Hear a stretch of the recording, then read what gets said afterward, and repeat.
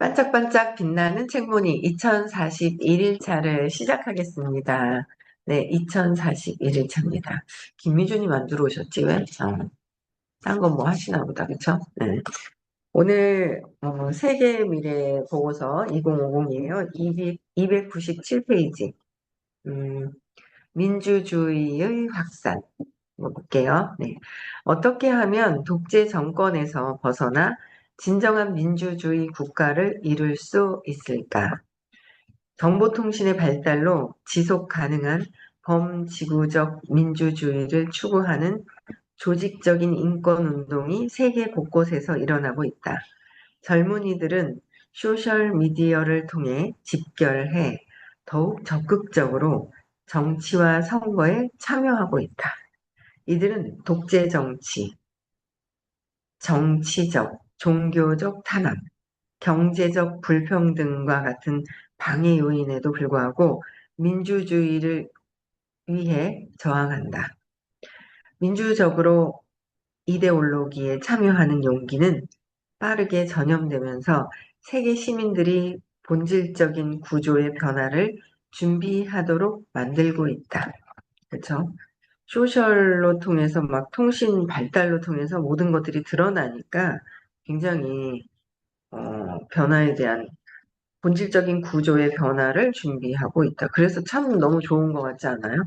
오히려 요번에 60만 원인가 또 나눠준다 하죠? 오히려 있잖아요. 60만 원을 왜 자꾸 나눠주지? 뭐 이런 사람이 있는 거예요. 그러니까 이제 안 받고 중간 계층에서 싹 중간 계층보다도 중간에 정권에서 또 이제 싹 어떤 취했던 어떤 그런 부분들을 이렇게 나눠주는 부분에 오히려 또 불편해하는, 안 받다 받으니까 불편해하는 경우도 이제 있더라고요. 그쵸? 주면 좋은 거죠. 뭐, 국민들에게 받은 세금을 국민에게 나눠준다. 그래서 이런 모든 것들이 변화되는 상황에 한국도 있어요. 또 이제 계속 어떻게 될지는 또 지켜봐야 되는데, 그러나 이러한 변화가 우리 시대의 민주주의를 가로막는 난제를 해결할 만한 효과적인 시스템으로 발달하지 못한다면 지금껏 쌓은 노력과 성과가 숲으로 돌아갈 수도 있다. 우린 잘 숲으로 돌아가지 않게 될 거예요. 그쵸? 현 시대에 뒤떨어진 다양한 법과 제도, 뭐라 그랬어요? 현 시대에 뒤떨어진 다양한 뒤떨어진 법과 제도, 조직 범죄와 극단주의, 언론의 통제, 새로운 형태의 독재 정권 등은 민주화를 막는 장애물이다. 여기에 대의 민주주의와 투표제도의 적절성에 대한 의문과 인터넷 시대의 속도에 적응해야 하는 필요성이 점차 커지고 있다. 그러니까 뒤떨어진 다양한 법. 그러니까 우리의 신념도 뒤떨어진 거야. 옛날 과거의 사건을 가지고 우리가 그걸 고착화해서 그걸 계속 가지고 가는 거죠. 그래서 신념을 지웠을 때 유연성이 있어요. 근데 내가 갖고 있는 내 생각들이 좀 변화될 필요는 좀 많죠. 필요가 정말 많아요. 우리가 과거의 사건, 내가 60이니까 60년 전에 있었던 사건을 지금도 들고서 거기에 잣대를 가지고 있기 때문에 그런 부분들을 없애야 된다라는 거죠.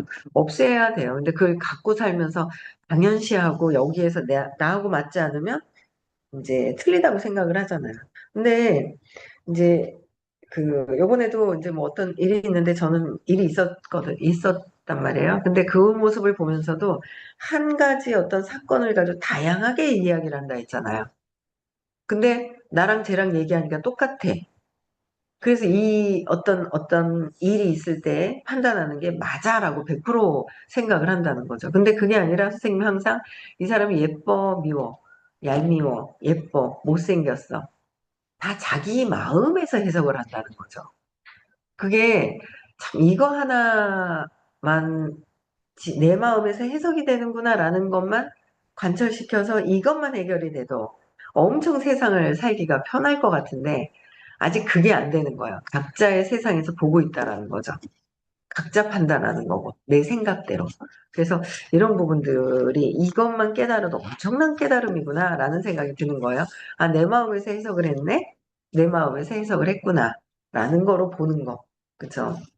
그것만 가져와도 우리는 아마 엔간한 스님들도 잘 못하는 걸 아마 우리는 깨닫는 걸 거예요. 그쵸? 국제인권규약은 168개국과 시민적, 정치적 권리에 관한 국제 규약을 맺었고, 7개국과 가맹국 조약을 맺었다. 그럼에도 국제인권단체인 프리덤 하우스에 따르면 세계의 정치적, 시민적 자유는 2014년까지 9년 연속 악화되었다고 한다. 더불어 세계 인구의 40%만이 자유로 평가된 89개국에 살며 자유로 평가된 89개국, 195개국이 있는데 거기에 89개국. 나는 좀 안 되네요. 그렇죠? 살며 민주적 가치를 누리며 24%인 55개국이 부분적 자유로 평가된 국가에서 나머지 36%인 26억 명은 비자유로 분류된 비자유로 분리된 51개국에서 살고 있다. 이는 2013년에 비해 3개국이 증가한 수치며 비자유 인구의 절반이 단 하나의 국가인 중국에 속해 있다. 선거 민주주의 국가는 125개국으로 증가해 사상 최대를 기록했고 평가 대상인 195개의 63%를 차지하고 있다. 프리덤 하우스는 언론의 자유가 계속해서 위축되어 지난 10년 중 가장 낮은 수준에 이르렀다는 것을 발견했다. 2014년 199개국에 대한 평가 결과는 세계 인구의 14%가 언론이 비교적 자유로운 63개국에서 42%가 언론이 부분적으로 자유로운 71개국에서 그리고 44%가 자유가 없는 언론 환경을 가진 65개국에서 살고 있음을 확인했다. 영국 주간지 이코노미스트 산하 연구기관인 EIU에서 조사한 민주주의의 지수는 민주주의의 성과에 대한 대중의 실망이 커지고 정치기구와 정부기관에 대한 의뢰가 하락하고 있다는 것을 보여준다. 평가 대상인 165개국과 2개 지역 중에서 단 24개국, 그러니까 세계 인구의 12.5%만이 완전 민주 국가로 평가받았다. 24개국이요. 52개국 세계 인구의 35.5%가 이 불완전 미국 민주 국가로 39개국 세계 인구의 14.4%가 이 민주 독재 혼합 국가로 그다음에 52개국 세계 인구의 37.6%가 독재 국가로 평가받았다. 독재 국가도 계속 엄청 많은 거야. 북한 같은 데만 있는 게 아니라. 그래서 새로운 국가 안보 규정, 군사 단체와 범죄 집단에 의한 위협, 미디어 매체, 소유자나 정부의 뉴스 조작이 객관적인 저널리즘의 가장 큰 장애물로 작용했다.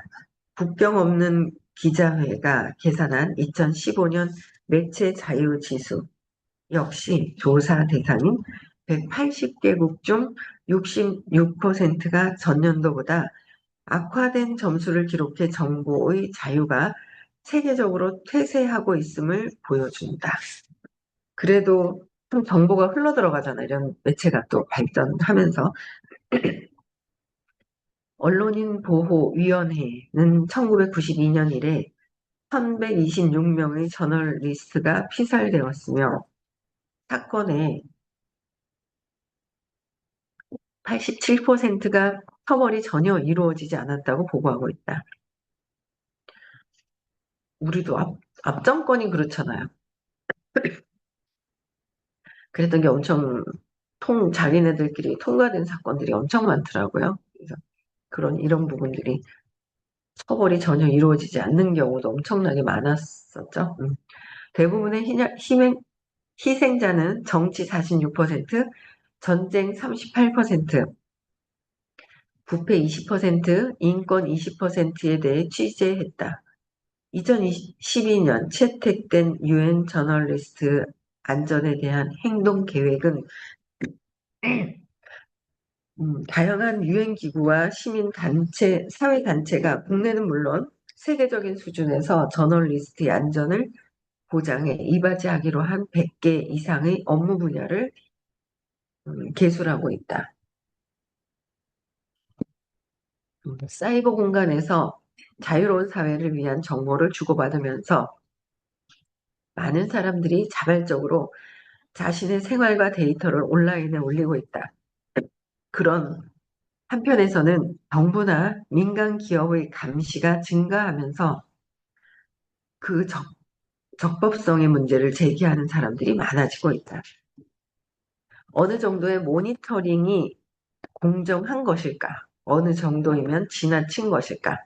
감시할 권리를 가진 사람은 누구이며 정보는 어떻게 사용하고 어디에 저장할까? 대중은 사이버 시대에 등장한 새로운 위협의 구조와 그에 따른 세계 정치의 변화와 지도자들의 영향력을 이해하고 민주주의 정신에 대한 신뢰를 확립하기 위해 공개적인 토론을 반복해야 한다.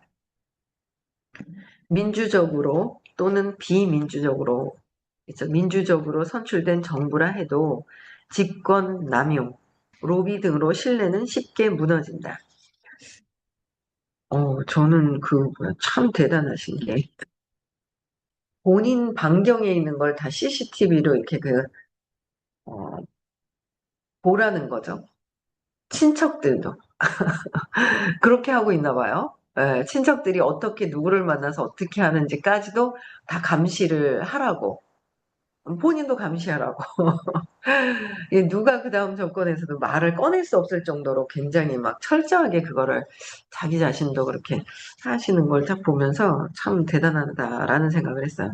음. 그러니까 이런 로비나 이런 남용 같은 이게 자칫 잘못하면 그 에고라는 그 마음에서는 600 이상이 벗어나지 않은 상태에서는 진짜 500 이상으로 가지 않은 상태에서는 이게 작동이 순식간에 돼버리면 그 힘으로 나쁜 영향을 또 끼칠 수 있는 부분이 있거든요. 근데 그걸 다 막아버리고 하는 상태예요. 그렇죠? 전 세계 상위 80명의 부자가 세계 인구의 하위 50%, 즉 절반의 인구가 가진 것보다 더 많은 부를 소유하고 있다. 세계은행은 연간 전 세계에서 수수되는 뇌물이 1조 6천억 달러에 달하는 것으로 추산된다. 이 돈이면 얼마나 많은 정부의 결정을 살 수 있을까? 충분한 정보를 제공받는 대중과 독립적인 사법부, 자유로운 언론이 있다면 민주주의가 근권 정치로 흘러가는 것을 막을 수 있을까? 충분히 고민해 볼 문제다. 세계 인구의 1%에 달하는 7,300만 명의 난민과 국내 실향민도 살펴봐야 한다. 국제연합 난민고등 판무관사무소의 연례 보고서는 2014년에 5,950만 명이 분쟁이나 박해로 살던 곳에서 추방당했음을 보여준다. 세계 노예 지수가 전 세계 3,580만 명이 현대판 노예의 상태로 살고 있음을 보여주었고, 국제노동기구는 2,100만 명이 강제노동의 희생자라고 밝혔다. 낡은 시대와 윤리, 국수주의의 유산은 반드시 처리되어야 한다. 무신론자, 비종교인을 인정하지 않는 종교적 차별 역시 반드시 폐지되어야 한다. 철학이나 이념과 맞서 싸울 때는 복합적 가치를 반영하고 더 나은 사회, 경제적 기회를 뒷받침할 다른 철학이나 이념을 세워야 한다. 세계화된 세상에서 지속 가능한 민주주의는 정의와 안전은 물론 책임에 대한 인식과 쟁취한 권리를 보호할 국제 법규가 필요하다. 한편 민주주의가 자리 잡는 국가는 민주주의의 부식과 상실을 경계해야 한다. 국제사면위원회는 2014년의 사형 구형이 총 2,466건으로 2013년에 비해 28% 증가했다고 보고하고 있다. 다만 처형을 시행한 국가가 1995년 42개국에서 2014년 22개국으로 감소했고 현재 140개국이 사형 제도와 시행을 폐지함으로써 인권 침해로부터 멀어지고 있음을 암시했다. 각 국가가 민주주의 체계로 진화하도록 돕는 요인에는 국제적으로 인정받는 투표 참관인을 갖춘 합법적인 부정선거, 조작 방지 시스템, 정보에 대한 자유로운 접근이 가능한 교양 있는 대중, 모든 사람에게 기본적인 소득이 보장되는 경제적 자유, 기본적인 소득이요. 민주적인 기관, 지식 외교, 데이터 공유, 세계적인 구속력과 강제력을 갖춘 국제 법규, 비정부 기구의 숫자와 영향력 증가가 있다. 더욱 참여적인 민주주의는 전자정부에서 세계 도시 전자정부 협의체로 성장할 것이다. 이 세대는 국경에 대한 인식이 거의 없으며 새로운 세계를 만들고자 하는 의욕이 크다. 전 세계에 퍼지고 있는 청원서들이 의사결정에 영향을 주고 있는 상황은 세계 시민들이 단순히 국가의 사법 시스템에 의존하는 대신 대중의 참여를 통해 정부와 대형 조직들의 책임을 묻기 시작했다는 것을 보여주고 있다. 민주주의는 서로 싸우지 않는 경향이 있고 인도주의적 위기는 민주정체보다는 독재 국가에서 일어날 가능성이 훨씬 크다. 따라서 모두를 위한 평화롭고 공정한 미래를 건설하기 위해서는 민주주의 확장이 필수 조건이다. 한편 실패한 국가나 지역을 지원하기 위한 국제적인 절차와 국가가 그 국민이나 다른 사람들에게 심각한 위협이 될 때를 대비한 개인 전략이 필요하다. 개인이 아니라 개입 전략이 필요하다 그랬어요. 결국 민주주의에 대한 위협을 제거하는 전략이 자리를 잡고, 그렇죠? 민주주의에 대한 위협을 제거하는 전략이 있어야 된다. 그래서 비민주주의적 시스템에서 사는 사람이 세계 인구의 10% 미만으로 줄어들고 국가적으로 인터넷과 언론의 자유를 보호하고 집행기관의 정치적, 경제적 개입을 비롯한 간섭이 없고 모든 국민이 선거권과 피선거권을 행사할 때 해결될 것이다. 그렇죠? 요새는 유튜브나 이런 쪽으로 언론을 정보를 내보내겠다. 그렇죠? 맞는 것 같아요. 잘하고 있는 것 같아요. 우리나라는. 네, 또 볼게요. 장기적 관점의 정책 결정. 어떻게 하면 전례 없는 변화 속에서 세계화에 걸맞은 미래 예측을 통합하고 의사결정의 질을 높일 수 있을까? 의사결정의 질을, 그렇죠? 세계 각국의 정부와 기업의 미래 전략을 연구하는 부서가 급증하고 있다. 이들은 빅데이터 분석, 모의 실험, 집단 지성 시스템, 각종 지수와 전자정부 참여 시스템 등 결정 지원과 미래 예측 시스템을 지속적으로 개선하고 있다. 하지만 정작 의사결정권자들은 미래 예측과 의사결정에 대한 적절한 교육을 받지 않고 있다. 정부 지도자는 단순히 미래학자에게 전망 보거나 브리핑을 요구할 것이 아니라 정기적으로 미래학자들과 장기적인 시안을 의논해야 분별 있는 결정을 할 것이다. 미국의 전략가이자 미래학자인 어, 허먼 칸은 지난 10년간 대한민국의 대통령과 약 20회의 논의를 했고 한국 경제의 기적을 이끌었다.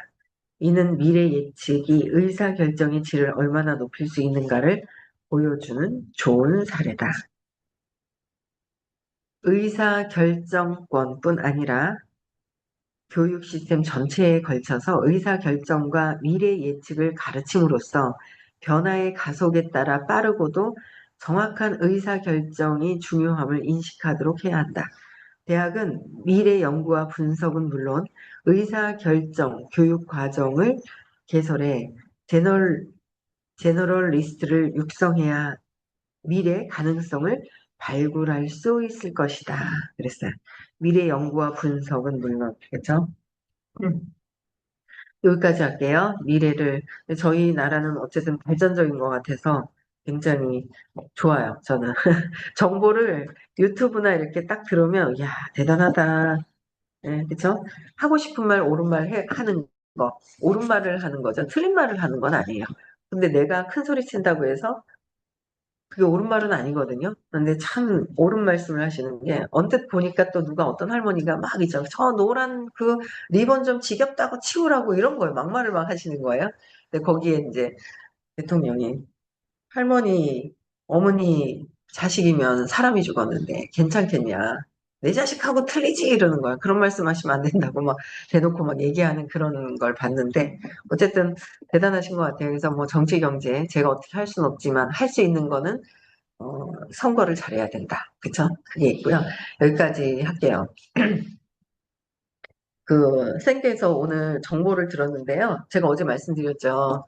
그 무슨 위원님께서 네, 그 아침에 한 5시 좀 넘어서 올려주시나요? 네, 올려주신 게 있단 말이에요. 그래서 그거 선생님이 시크릿 때 해주신 거 있죠? 알아채기.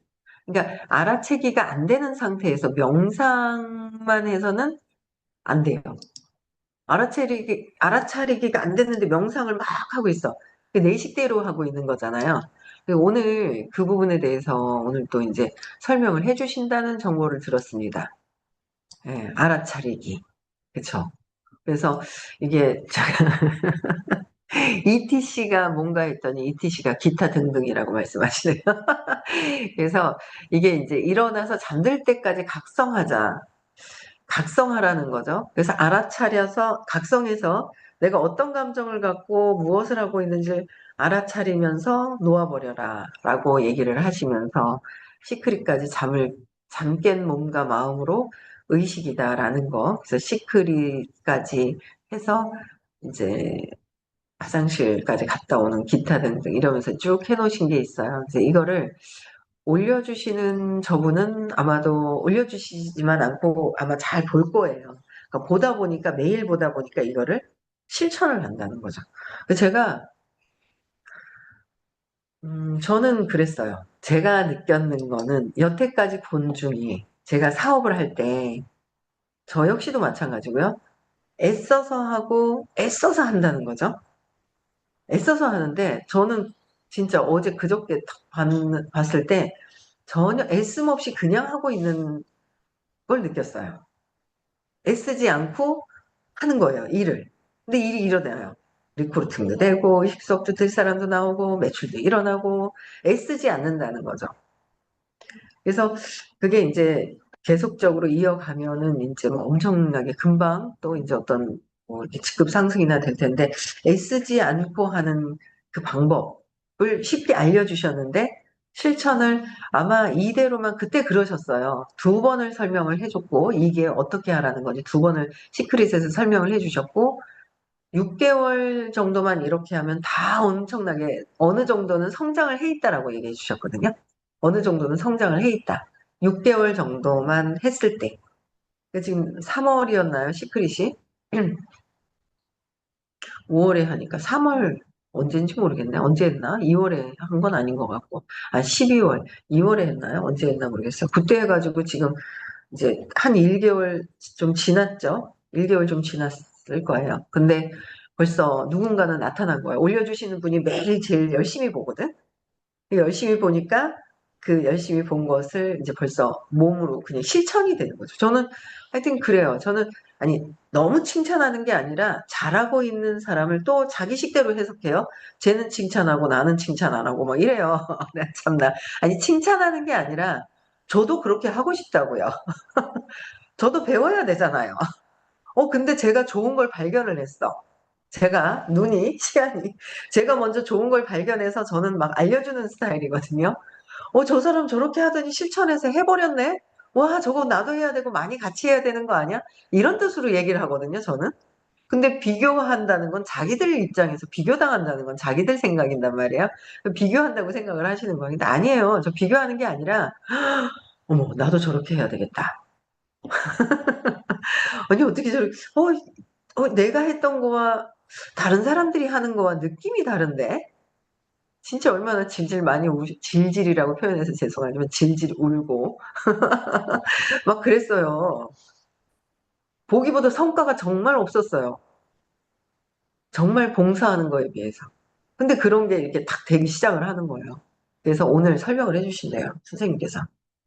설명을 다시 해주신다는 정보를 들었습니다. 그래서 토요일 수업을 집중해서 잘 들으시면서 여러분들이 이것만 잘 되면 내가 해야 될 것들을 그냥 편안하게 한다는 거죠. 편안하게. 그래서 저는 정보를 미리 알려드리는 거예요. 토요일 수업을 제대로 들으시면 여러분들도 자꾸 하면 된다라는 거죠. 끝나고 나서 이거 다시 한번 읽어보세요. 알아채기. 그래서 보시면서 이게 실천이 되면서 왜냐하면 걸린 거를 저녁에도 놓아버리라고 그랬거든요. 걸려는 감정을 놓아버려라. 제가 보니까 진짜 그 모습을 이렇게 보면서 뭐냐면 세상에는 내가 필요한 게 다 있어요. 내가 필요한 게 세상에는 다 있는데 내 생각, 내 감정 때문에 그 감정이 나를 세상에서 들어올 것을 바운다리를 쳐서 가다버린다라는 거죠. 그래서 이걸 놓아버리라고 얘기를 하시는구나. 아침, 저녁으로 놓아버려라. 근데 그거를 뭘 놓아버려야 되는지 몰라. 생각만 갖고 있어. 내 신념에 의한 생각만 들고 있으면은 내가 놓아버릴 걸, 내가 해야 될 걸 모른다라는 거죠. 그래서 오늘 아마 열심히 또 들으시면은 엄청난 또 발전이 있지 않을까. 그래서 저는 또 다른 느낌의 발전되고 있는 또 다른 느낌을 또 받거든요. 그래서 오늘 수업들을 많이 들으시고 실천하셔서 좋은 원하는 삶을 사시기 바랍니다. 그렇죠? 5월 30, 31일 시크릿이 있습니다. 의식 수업 부와 의식과 연장선이에요. 시크릿이. 그래서 내가 원하는 삶을 사는 거는 진짜 이 아침 저녁으로 시크릿을 하는 게 부정적으로 나를 가로막는 건 놓아버리면 그냥 내가 생각하는 건 이루어진다는 거죠. 이 간단한 원리인데 그걸 실천하지 않아서 어릴 때 그 상처로 피해의식과 모든 것들이 부정적으로 안 될 것 같은 걸 쥐고 살고 있었더라는 거예요. 네, 그래서 시크릿 5월 30, 31일도 연장선이 있으니 꼭 참석하시고 많은 분들을 듣도록 함께 하시고요. 그 다음에 6월 21일도 좋은 사업의 기회를 알려주시면 될 것 같습니다. 네, 여기까지 하고요. 네, 음성화하고 마칠게요.